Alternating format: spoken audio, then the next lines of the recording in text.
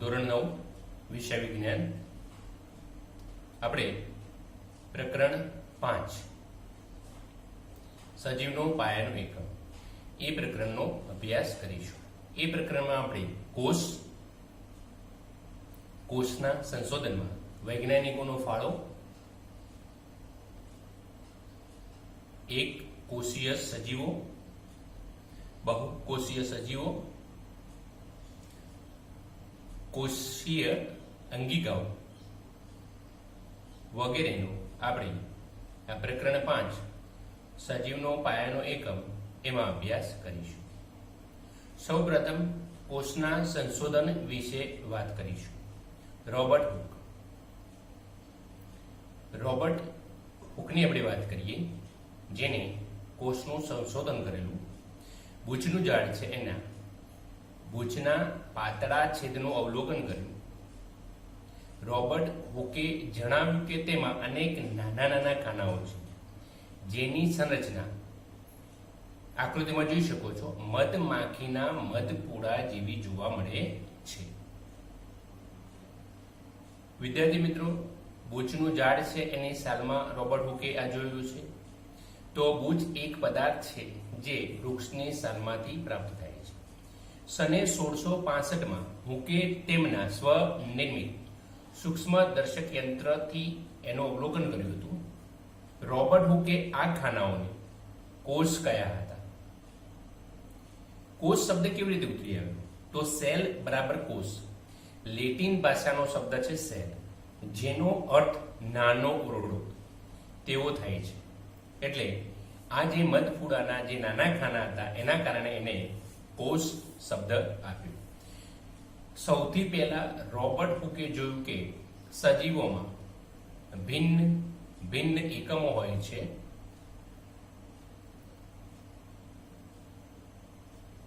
આ એકમોનું વર્ણન કરવા માટે જીવ વિજ્ઞાનમાં આજ દિન સુધી, વિદ્યાર્થી મિત્રો યાદ રાખજો, આજ દિન સુધી આ કોષનો ઉપયોગ કરાય છે। તો આ રોબર્ટ હુકનું જે સંશોધન છે એની વાત। હવે વિદ્યાર્થી મિત્રો આપણે સંયુક્ત સૂક્ષ્મદર્શક યંત્ર વિશે સમજણ મેળવીએ।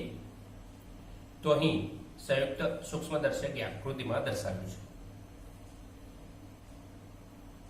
સંયુક્ત સૂક્ષ્મદર્શક યંત્ર સૌથી ઉપરનો જે ભાગ જે છે, જે કાચ છે, જેને નેત્ર કાચ કહે છે, કારણ કે એના અંદરથી આપણે જે તે સ્લાઇડ જોવાની છે। જે નેત્ર કાચ જેના પર છે એ નળીને દેહ નળી કહેવામાં આવે છે। દેહ નળીના ગોળ રાઉન્ડના ભાગની નીચે જે કાચ છે એને વસ્તુ કાચ કહે છે, જો આપણે વસ્તુ મૂકવાની છે। અહીં એક સ્ક્રૂ છે જેને સ્થૂળ સ્થળાંતર સ્ક્રૂ કહી અને ઉપર નીચે આપણે નેત્ર કાચ કરી શકાય છે।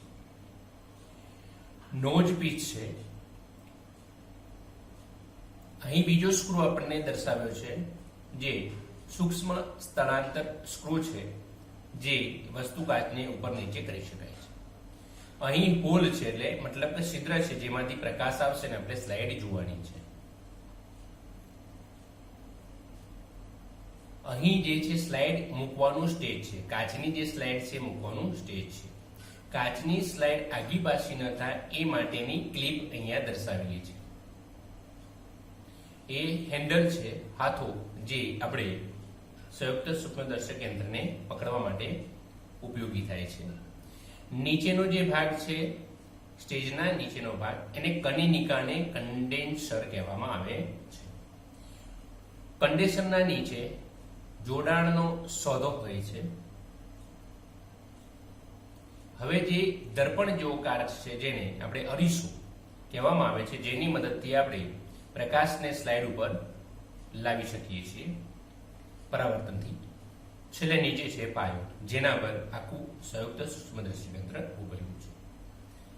હવે વિદ્યાર્થી મિત્રો, સજીવો શેના બનેલા હોય છે એનો અભ્યાસ કરીએ। તો એનો અભ્યાસ કરવા માટે આપણે ડુંગળીના જે કોષ છે એનો સ્લાઇડ બનાવીશું। તો પ્રવૃત્તિ કરીએ વિદ્યાર્થી મિત્રો, ડુંગળીના પટલની અસ્થાયી કે હંગામી સ્લાઇડ બનાવી। તો એના માટે જરૂરી સામગ્રી જોઈશે: ડુંગળી, વોચ ગ્લાસ, બ્રશ, કાચની સ્લાઇડ, કવર સ્લિપ, આયોડિન, સંયુક્ત સૂક્ષ્મદર્શક યંત્ર. આટલી સામગ્રી આપણે આ પ્રવૃત્તિ કરવા માટે જોઈશું. સૌપ્રથમ આપણે એક ડુંગળી લઈશું. ડુંગળીને કાપી અને આ ડુંગળીમાંથી એક પાતળું સલકી પર્ણ લઈશું. વિદ્યાર્થી મિત્રો, ડુંગળીમાંથી આપણે ચીપિયા વડે એક પાતળું, આપ જોઈ શકો છો, એ સલકી પર્ણ લઈશું અને એ જે હાથમાં પકડેલી છે કાચની સ્લાઇડ છે, ગ્લાસની સ્લાઇડ પર મૂકી અને એના પર આપણે આયોડિનનું ટપકું નાખીશું. ત્યારબાદ બીજા હાથમાં જે છે નાની એક કવર સ્લિપ કહેવાય છે, એ કવર સ્લિપ એના પર ઢોકી અને આ સંયુક્ત સૂક્ષ્મદર્શક યંત્રના વસ્તુ કાચની નીચે સ્ટેજ ઉપર મૂકી અને એને આપણે જોઈશું. ડુંગળીના સાલનો કોષ જો અહીંયા હું દોરું છું એ પ્રમાણે આપણને જોવા મળશે. એ તમે સંયુક્ત સૂક્ષ્મદર્શક યંત્રની અંદર જોશો. આ પ્રમાણે આપણને એ જે ડુંગળીના સાલનો કોષની સ્લાઇડ બનાવી છે એ આ પ્રમાણે આપણને જોવા મળશે. જો અહીંયા તો અહીંયા આપણે હાલ જે આકૃતિ દોરી છે એ પ્રમાણે અહીંયા ડુંગળીના કોષો જોવા મળે છે. લાલ જે ભાગ દર્શાવે છે એ કોષ દિવાલ છે. વચ્ચે જે ભાગ છે એને આપણે કોષ રસ કહીશું અને ગોળ મીંડા જેવું દેખાય છે આપણે એને કોષ કેન્દ્ર કહીશું. તો અહીં વિદ્યાર્થી મિત્રો આપણે ડુંગળીના જે કોષો છે એ કોષોનો આપણે સંયુક્ત સૂક્ષ્મદર્શક યંત્ર વડે અભ્યાસ કર્યો. ડુંગળી એ વનસ્પતિ છે એટલા માટે આ વનસ્પતિ કોષ કહી શકાય. તો સૌ પ્રથમ પ્રવૃત્તિ દ્વારા આપણે વનસ્પતિ કોષ જોયું. કોષના સંશોધનમાં વૈજ્ઞાનિકોનો ફાળો. રોબર્ટ હુક, આપ જાણો છો રોબર્ટ હુક વિશે આપણે હમણાં ચર્ચા કરી છે. રોબર્ટ હુકે શું કર્યું? તો 1665માં સૌ પ્રથમ કોષોનું સંશોધન કર્યું રોબર્ટ હુકે. રોબર્ટ હુકે કઈ રીતે કર્યું હતું? તો તેમણે બૂચના પાતળા છેદમાં કોષોને પોતાના પ્રાથમિક સૂક્ષ્મદર્શક યંત્રની મદદથી અવલોકિત કર્યા હતા. પ્રાથમિક સૂક્ષ્મદર્શક યંત્ર એટલે હાલનું જે વિપુલ દર્શક લેન્સ આપણે કહી શકીએ છીએ એના જેવું.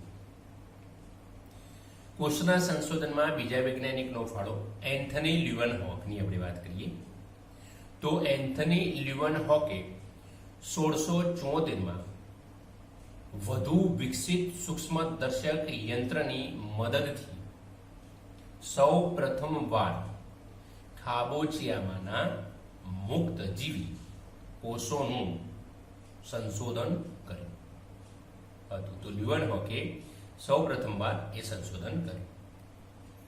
જોઈએ આપણે કોષના સંશોધનમાં વૈજ્ઞાનિકોનો ફાળો. એમાં રોબર્ટ બ્રાઉન. વિદ્યાર્થી મિત્રો, રોબર્ટ બ્રાઉન જેમણે કોષમાં કોષ કેન્દ્રનું સંશોધન 1831માં કરનાર રોબર્ટ બ્રાઉન હતા. કોષમાં આપણે વાત કરી કોષ કેન્દ્રની. એના પછી કોષના સંશોધનમાં વૈજ્ઞાનિકોનો ફાળોમાં પરકિંજેની આપણે વાત કરીએ તો કોષના પ્રવાહી દ્રવ્ય માટે પ્રોટોપ્લાઝમ એટલે કે કોષ રસ શબ્દ 1839માં પરકિંજે આપેલો હતો.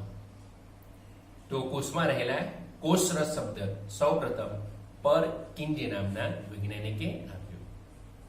હવે આપણે વાત કરીએ છીએ કોષના સંશોધનમાં વૈજ્ઞાનિકોનો ફાળોમાં સ્લાઇડન અને સોન બે જીવવિજ્ઞાનીઓ હતા જેમણે 1838 અને સોન 1839 કોષવાદ રજૂ કરે.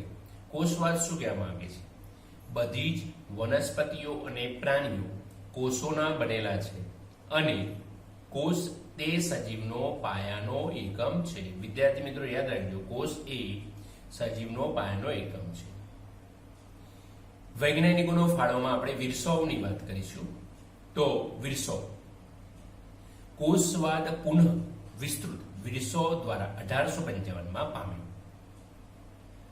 એ પુનઃ વિસ્તૃત પામેલો કોષવાદ એવું કહે છે કે પૂર્વ અસ્તિત્વ ધરાવતા, આપ જોઈ શકો છો, પૂર્વ અસ્તિત્વ ધરાવતા કોષોમાંથી બધા નવા કોષો સર્જાય છે તેવું સૂચન વિર્સોવે કરેલું છે. તો આ બધું યાદ રાખજો વિદ્યાર્થી મિત્રો. કોષના સંશોધનમાં વૈજ્ઞાનિકોનો ફાળામાં આપણે હવે જોઈએ કે 1940માં ઇલેક્ટ્રોન માઇક્રોસ્કોપના સંશોધન સાથે કોષની જટિલ સંરચનાને સમજવી અને અવલોકન કરવું તેમજ વિવિધ અંગિકાઓનો અભ્યાસ કરવો શક્ય બન્યો.